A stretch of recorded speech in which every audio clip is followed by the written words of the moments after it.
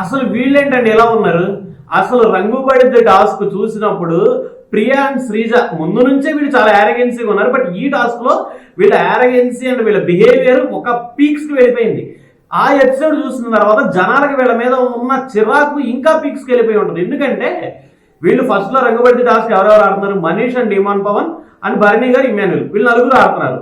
Bharani garu Emmanuel ఒక side ఉండి డిమాన్ Pawan and Manish వీళ్ళిద్దరు ఉన్నారు. వీళ్ళలో వీళ్ళు పూసుకోలేదు, వాళ్ళలో వాళ్ళు పూసుకోలేదు, ఆపోజిట్ పర్సన్స్ కే పూసారు.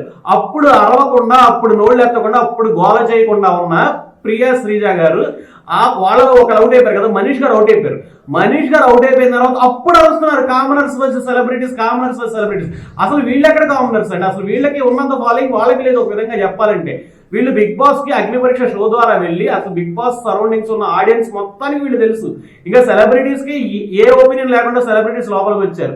ఆ పాయింట్ ని వీళ్ళు హైలైట్ చేసుకుంటున్నారు. కాకపోతే ఈ ఎపిసోడ్ చూసిన తర్వాత అసలు కామనర్స్ అవసరమా బిగ్ బాస్ సీజన్ కి పంపించడం అని చెప్పి, ఎందుకంటే భయంకరమైన యారగెన్సీ చూపిస్తున్నారు. ఇంత యారగెన్సీ అంటే అర్థం కావట్లేదు వీళ్ళని చూస్తుంది.